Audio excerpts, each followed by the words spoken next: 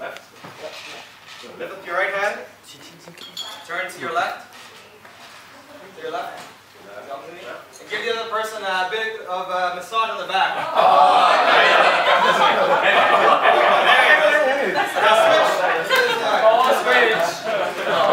We have to switch. You guys are holding coffee, man. That's fine.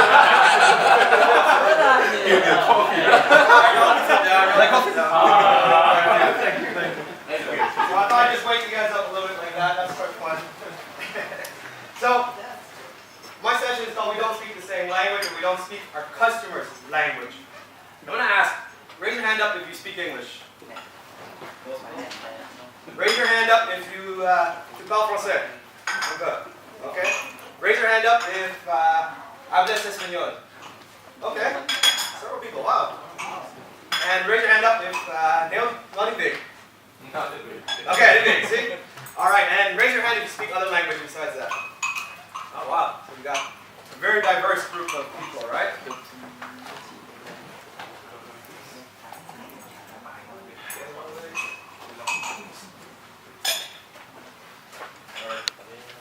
Technology. Yes, here. Right? So, in today's age, we speak a lot more. We have more languages. We have more ability to communicate, right? It could be in coding, it could be in natural, cultural language, right? We have more forms to do it. Who has Viber on their phone? Who has WhatsApp? Who has Zalo? Who has WeChat? Who has Messenger? Right? Who has Line? There's so many ways to communicate, right? But sometimes we speak less, or we mean less. More forms does not necessarily mean better connection and better understanding, right? In today's society, we try to use tools a lot to help facilitate, when in fact, maybe we just need to speak the same language. Before I do that, is it okay I share a little bit about myself? Yeah. Also, if I speak too fast, just put your hand up like this. Okay? If I speak too fast, as I sometimes do. So my name is Kimble Ngo. I am Canadian, born in Ottawa, raised in Ottawa, but my background is Vietnamese. My dad and mom moved to Canada. I met in Canada actually. They're in the IT world as well. My dad is a cybersecurity guy, and my mom works in database management with the government of Canada. And I tell this story because I grew up with a multitude of different languages, if you will. Yeah? Growing up as a new immigrant to Canada, there's a lot of things to learn. There's Vietnamese culture, there's Canadian culture. And I was exploring that. I also then jumped into a few different worlds.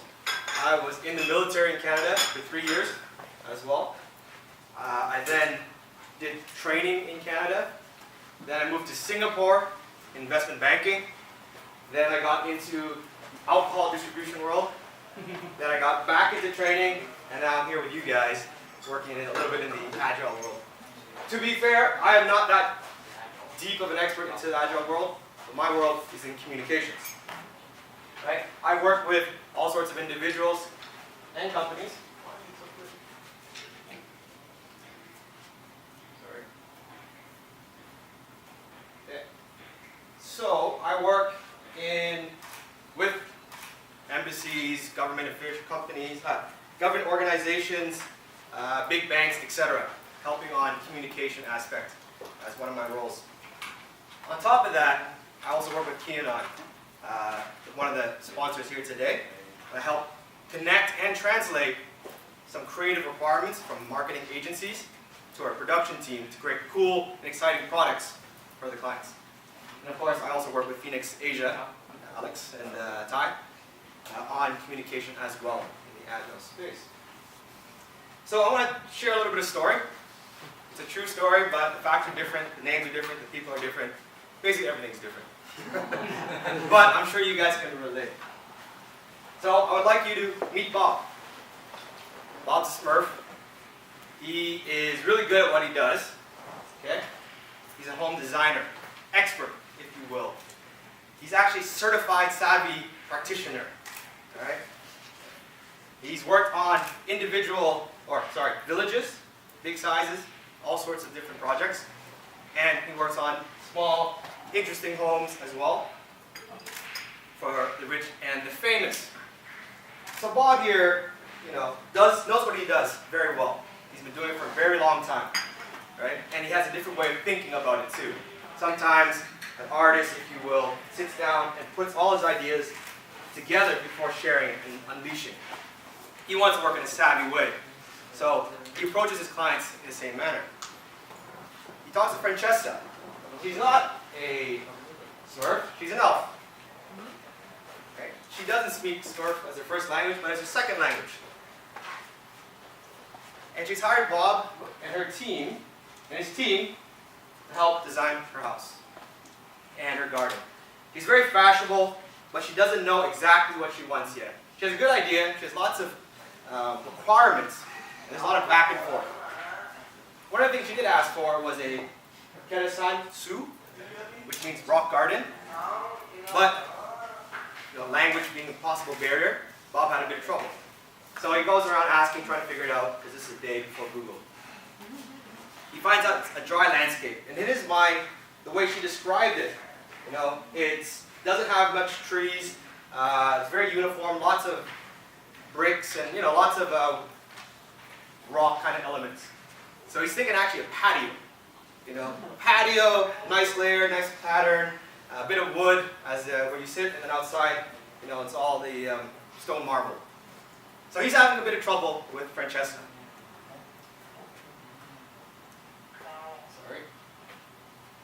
He's having a bit of trouble with Francesca.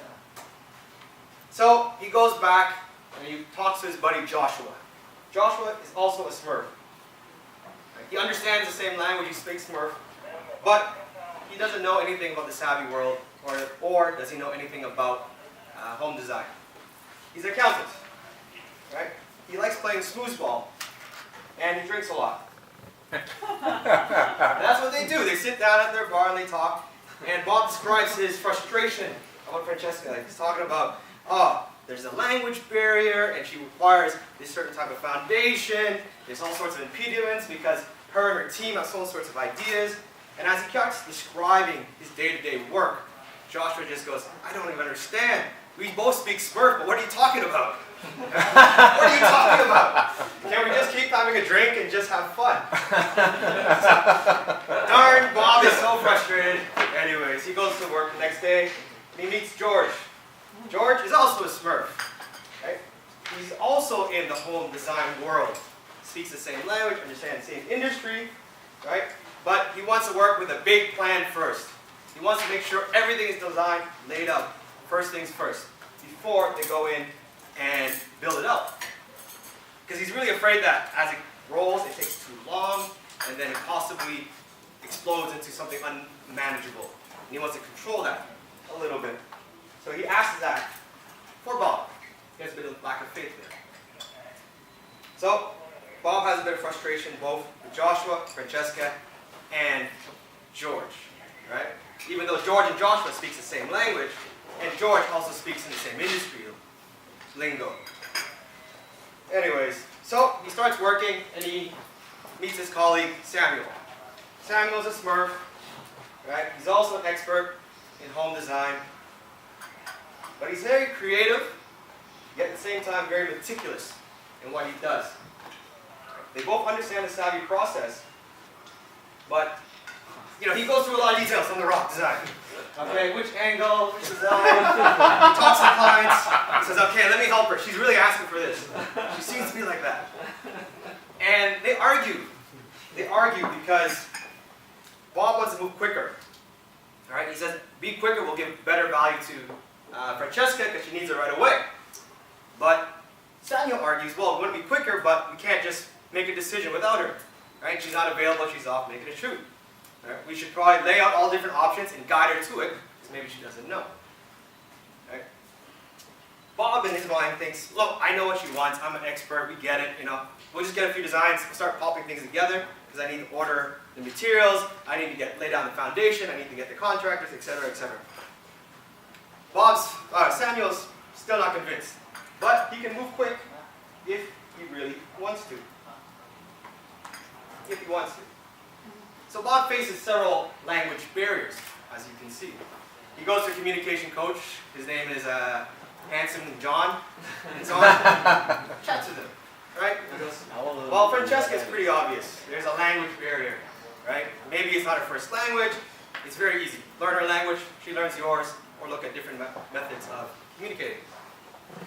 But then Bob goes, well, what about Joshua? We speak the same language. And well, it's obvious. There's a different background expectation in industry. Even though it's the same language, the understanding of what the terminologies mean, the references are off. And he says, okay, fine. You're very, very smart. How about Mr. George? You know, he's in the industry, he speaks my language, yet we don't get along. Well, there's a different mindset. You know? That's the language gap here. What the expectation is, what can be done. Is it right, is it wrong? It's like, okay, fine, I get that. But what about Samuel? We are in the same world, we're both savvy practitioners, and we should get along. We should speak the same language. We've been working together for so long, yet I still have some frustrations with him, and we still get miscommunication. Well, maybe perhaps it's priority. The language of priority. Because their both objective is to satisfy the customer, but the method or the way to get there is different. So you can see the language gap is not necessarily just actual spoken language. There's a whole bunch of factors. So just to go back to the basics, how does communication work? You have a sender, the individual, right?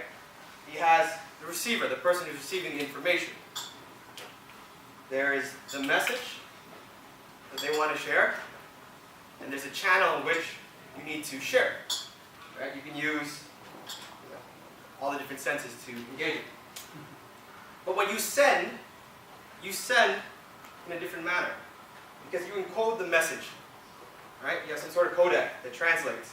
That could be language, that could be culture, industry, mindset, even background context. Even if all that matches. But because you have some information and the other person doesn't, it shifts the pattern. Okay? And of course, what I thought I'd like to share, and a lot of people seem to forget, is priorities. Language of priorities. Alright? And of course, the receiver decodes it, and there's another layer of complexity because his codec might not be the same as the sender's. Even though they think it's the same. Oh, we both speak Vietnamese, we both speak Smurf, we both speak Savvy, we both speak home design, you know, it might be different. So, for example, just for fun stuff. You know, in Asia we do this, right? Very cute. You guys see this? Yeah. There is, my staff the other day, or my assistant the other day, we had a new colleague who joined in. She's very cute. Every day she comes, hi, hello, how's it going? You know, she's like that. Min Chang, you guys know her. But in some cultures, this is very offensive. You guys know where? Anyone British or Aussie? This actually means to effectively F off. And she didn't realize because our new British was like a little being polite as they are. Just like, oh, okay, that means V for Vietnam, right? And being a little snarky, she didn't get that. She had to go explain, and they had a nice good chat. You ever had an interview or project, and your mom may say, or someone may say, cross your fingers. Hope we get it right. You guys have that? Yeah. You know what I'm saying? Cross your fingers. So like this. This I just found out the other day. This is a bad meeting in Vietnam. Alright, so Vietnamese are laughing now. So you might have a project, you're working with a client, it's like, hey, let's work together. Cross your fingers, things will work out well. Fine. Yes, you lose a deal. You don't know why. So here you go. Oh, female genitalia is how you tell them to also F off. Alright. I only found that out, and I'm obviously a Vietnamese word. I think it's a younger generation, right? Not older. Yeah. We have older Vietnamese here? Just forget. I was told maybe the younger generation. That means to F off. Simple little issues. Now, if you want to go into more depth, there's different frameworks we can look at for the language of culture, and not just language. You guys know Hofstede, the cultural dimensions. Now just do a quick explanation. First one is power distance. You can score from 0 to 100. 100 means you believe in hierarchy, and you believe very strictly that it's kind of fixed and that the bottom must listen to the top. On the opposite scale, you're more equal. You can move a lot. It's a lot more fluid in that manner. Individualism obviously is about collectivism. Think about we, us, responsibility versus the individual. All right. We have masculine and feminine structure. The question for that one you might think is a bit sexist, so I thought so too. But masculine side is very competitive, aggressive, about winning. Okay. Whereas the feminine side, they say, is focus on nurture, working together, collaboration. There's a language to that pattern as well. Next, we have uncertainty avoidance. Okay? Uncertainty avoidance is different from risk avoidance. Uncertainty is being caused, having stress or anxiety based on the unknown, the changes. Right? So on the 0 scale is being very comfortable. Anything that happens, even if it's most random, you're okay with it. You can deal with it. You don't get stressed out by it. Whereas on the other side, you get very anxious. Things change. Things go too fast. I don't have no control. Uncertainty avoidance. Next one is long-term orientation. Long-term meaning long-term, obviously. The other side, short-term. But what does that mean? An example of seeing that, okay? And that's what I thought was really interesting when I studied this, was long-term, you don't see the world as fixed. Right? Short-term cultures believe in good and bad, and it's very absolute and it's fixed, more or less. Whereas long-term, there's a lot of flexibility and adaptability because you're thinking of a very long-term scale and horizon. Okay? And then, of course, restraint and indulgence, meaning restraint, or let's say indulgence first, is going in and taking gratification now, believing the present is the best, and go in and grab it. While restraint is maybe we suppress those human desires or natural urges for something, for whatever reason. Yeah? Don't demonstrate that emotion, etc., etc. We can see this, right, in culture? So let's play a little bit of a game on Vietnam, Singapore, Japan, France, and the US. Alright, where do you guys, let's say power distance, we'll go power distance first. How do you guys see it? Just throw it out, your thoughts. So 100 is, they believe in hierarchy and they think it's very important and you can't move. There's like kind of like a structure to that. And lower down the scale is equal. Anybody can do anything, etc. France must be high. France is high? Okay, we have a France is high. Japan high. Japan high? What do you guys think? I would bet Japan and Singapore are the highest. Oh, the highest. Japan and Singapore highest, okay? What do you guys, why? Anyone want to share your thoughts? I live in Singapore. So. I think they're all top, I guess. Is the US as well? Why do you think, Cedric, France is high? No, but I would agree. Actually, Vietnam, Singapore would be even higher. Singapore is very paternalistic, like it's very disciplined. It's really command and control. It's really like that. So Many states. So who do you think is the highest? Just I don't know Vietnam enough. Singapore definitely should be higher. Okay, hands up if you think it's Japan. 3. Hands up if you think it's Singapore. 1. Hands up if you think it's France. 1. US. Vietnam. So Offset did this research with the IBM employees back in the 1980s, and they've replicated since, doing with pilots, students, entrepreneurs, because one of the critiques was maybe it's only software world, but they've increased it. So this is what you got. Singapore the highest, then Vietnam, then France, but France not that far off. Yeah. Japan, it's only at 54. Wow. Wow. In the US, 40. That's surprising. Wow. So I was really confused when I saw that too. Wow. They think about it. Why? What does power distance mean? I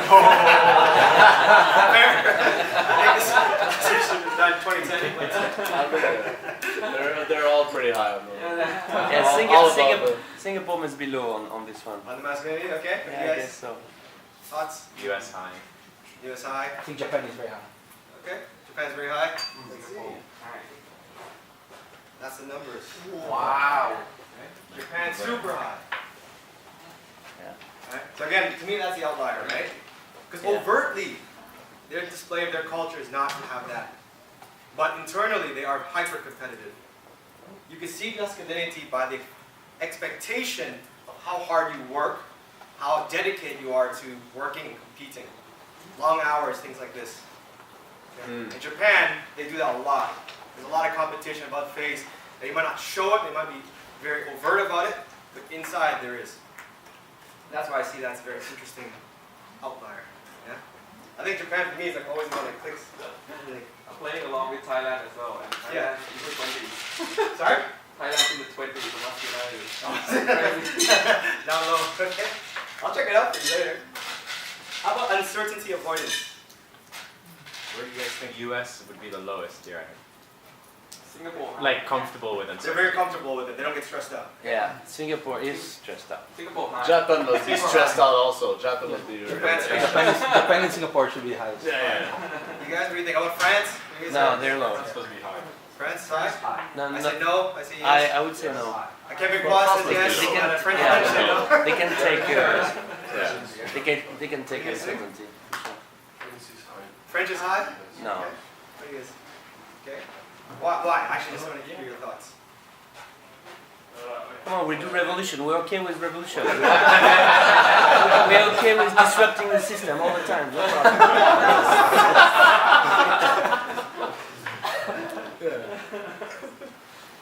What do you think? Your thoughts? We are just analytic. Analytical. Okay. Okay. How about FP? François Pierre? Yeah, so France as well. Okay. But why? Why do you think it would be high? I think yeah, maybe the analytical side, they like to discuss into the details until we reach a solution. Okay. You guys ready? Yeah. Wow. Wow. Whoa. Singapore.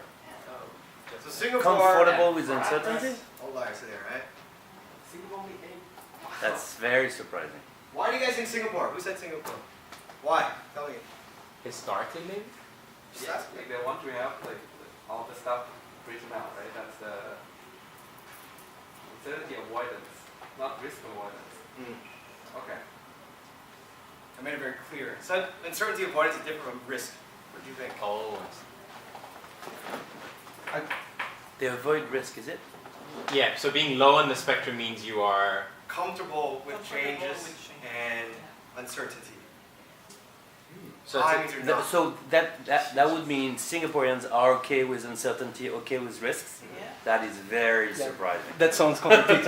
But maybe is it in That's what I thought too. a like in a Yeah, in historical Singapore. context? I guess No, that's even what. now. Yeah, but that's what the country had to go through effectively, right? Was dealing with risk and uncertainty Yes. in adopting the model that it is today, right? But it came from nowhere to do that. So maybe that is a cultural. So you can think, we have to think about it a bit deeper, right? Singapore, I know what you mean. I lived there for 7 years, and I thought about, oh yeah, well, them uncertainty. I feel them. They get, ambiguity is tough for them. They, having They're risk adverse. They're not entrepreneurs. They're not Yeah. creative. Yeah. right on the everyday work, but change happens to them all the time. Look at how far they've advanced in the last few decades compared to all of Asia, right? They move very quickly. They accept it. That's how foreigners come in. We do very well, right? We make over, I was there, at least a third of the population. They accept different ideas a lot. Whereas in France and Japan, no, so much, right? A bit more isolated, push away. And that's where they put this piece. Because uncertainty avoidance is stress by things that are different that come in. Right. This one I would want to see. I want to challenge the data. Yeah, look. Okay. What do you guys think? I mean, those who are French and or Singaporean. I have the impression that Singaporeans have a very clear framework about how to live life. and they count a lot on certainty. So that sounds quite counterintuitive to me. But there may be a reason on how this research was done. And French, they're very comfortable with changing. I think the US one is interesting, right? And this may reflect very much what's going on there at the moment. Is you have this image that like in the US there's a lot of comfort with uncertainty and experimentation and entrepreneurship, I guess, is the symbol thereof. Yeah. But we're clearly seeing that that's actually not representative of the whole spirit, right? And that 50% there is basically, I think, a very good symbol of that. I think the most interesting thing here is that Singapore is very comfortable with change and uncertainty, but at the same time, the power distance is increasingly high, and the biggest you can make a change, and everybody will be, oh yeah, fine, no problem. And is that true, right? The government can make a completely 180-degree decision, and Singaporeans will more or less accept. So that's how you talk about uncertainty avoidance. They have faith in the leaders in this case to make that call, and things change a lot. Whereas other places would try to protect their traditions and hold it very hard.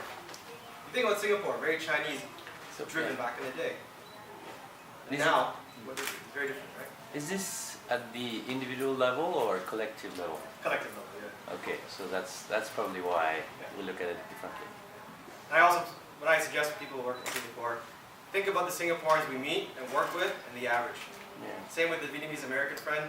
We discuss with Singaporeans. He goes, no, my Singaporean friends are nothing like this.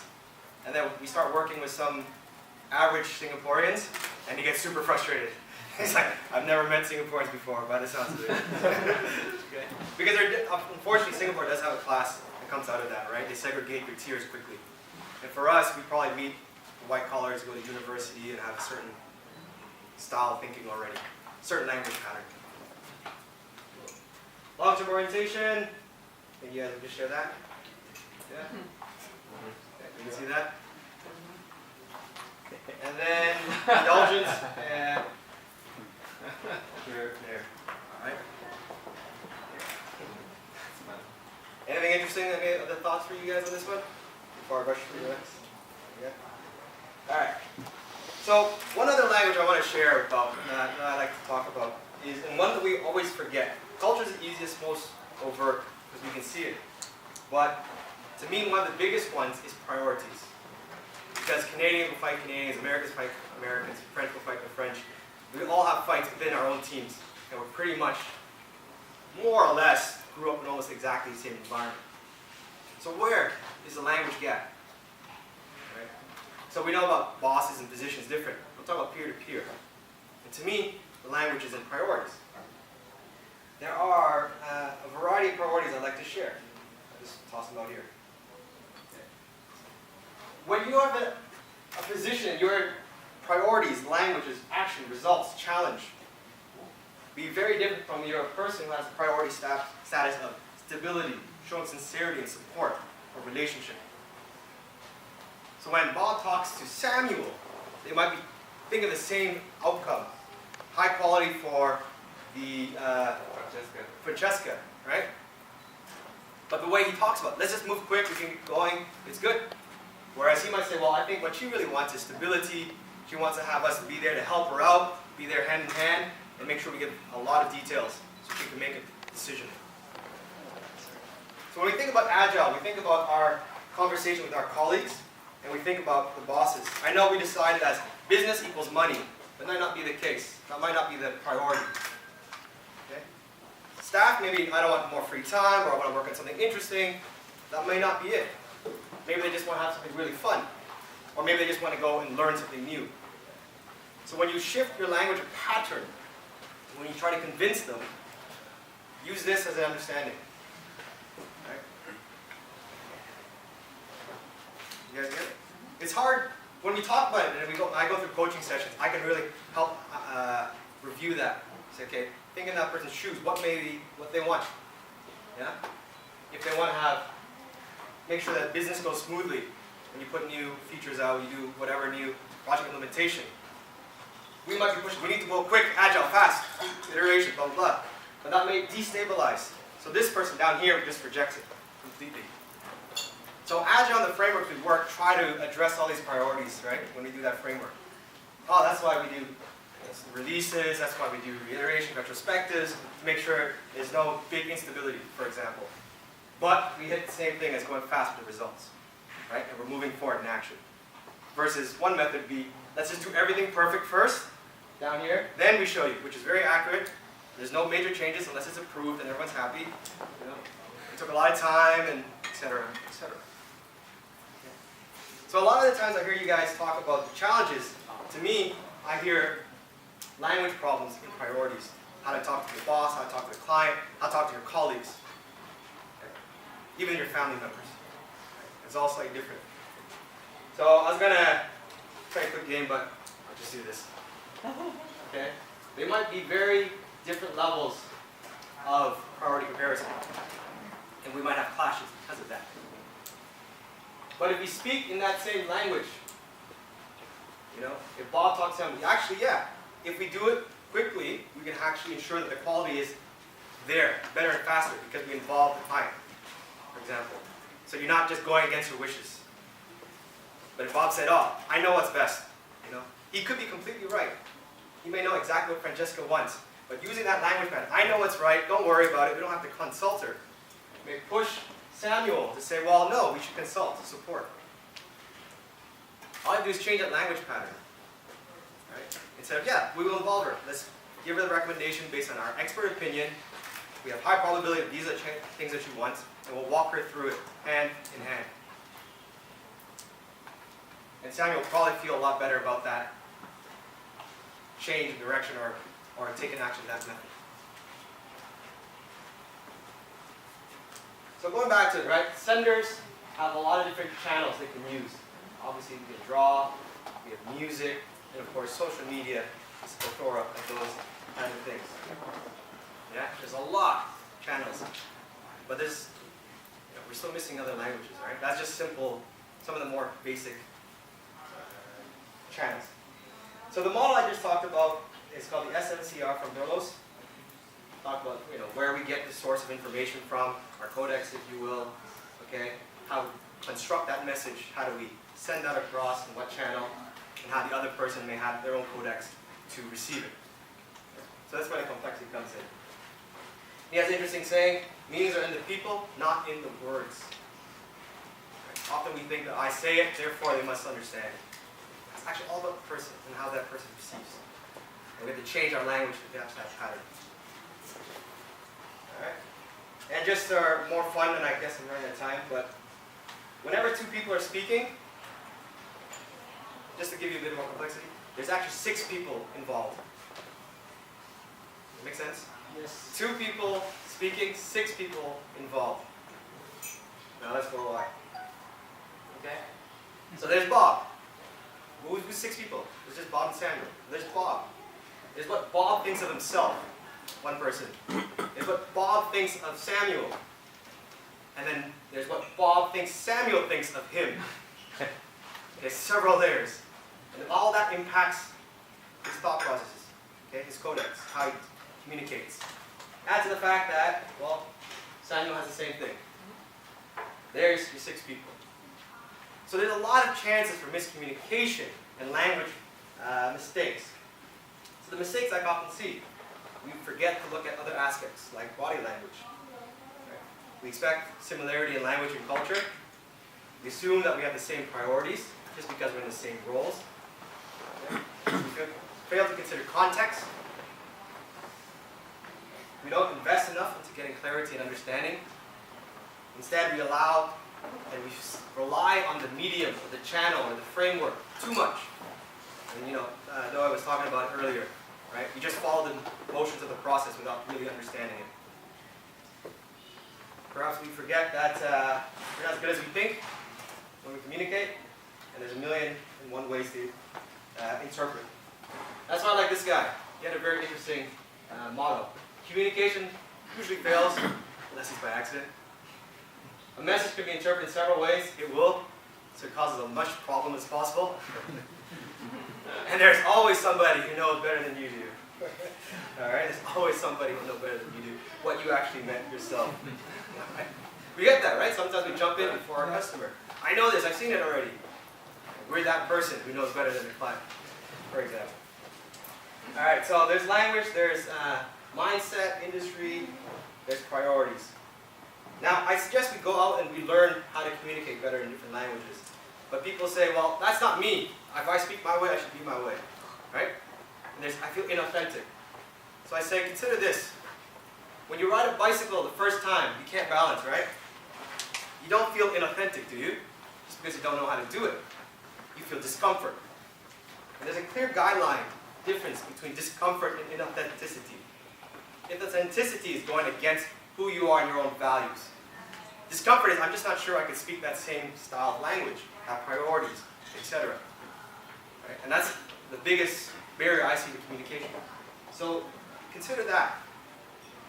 Learning how to adapt and communicate, it's just a little bit uncomfortable to start off with. And we can use the Shuha-Ri concept to help us get there. And we used to say that 10,000 hours is required to master. Have you seen that? But another guy came up, well, actually with 20 hours delivered practice, you could probably get 70% there. That's a big barrier, too much time to invest. 20%, so 20 hours, you could probably get around 70% proficient, but it has to be delivered. I'll go quickly on this one. When it comes to food, for example, and how do we learn things, I'm sharing with you, you're hearing what I'm saying, right? So it's called herd knowledge. But then I try to explain more the background, the logic. You understand it, understood knowledge. But how do you know a sandwich is really good? Just because I told you it's made from the freshest ingredients by the finest chefs. You only know it when you experience it. You touch it, you taste it. And same with communication. We get it. All these things are really new. But when we go out and experience it mindfully, you can see the full flavor, palette, and understand how to shift that in communication. So FYI, that was me before. I was very introverted, very shy, very quiet. I wear sunglasses indoors.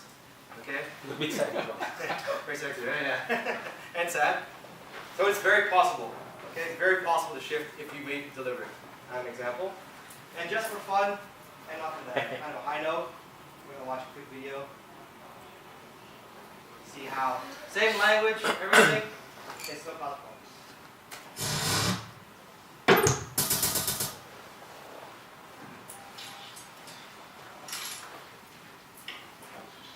trying to reach out to you all day. Are we on for tonight? Jeez. What? You can't catch me. You can't catch me. I'm gonna have some more. Touchdown, bitch. What? Pause. We're just wearing a little bit, guys.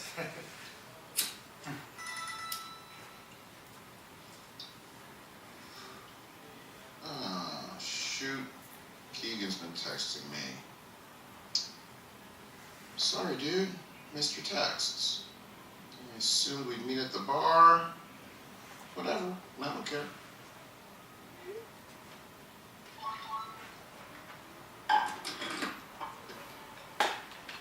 Sorry, dude, missed your texts. I assumed we'd meet at the bar. Whatever, I don't care. Whatever, I don't care? The fuck is his problem?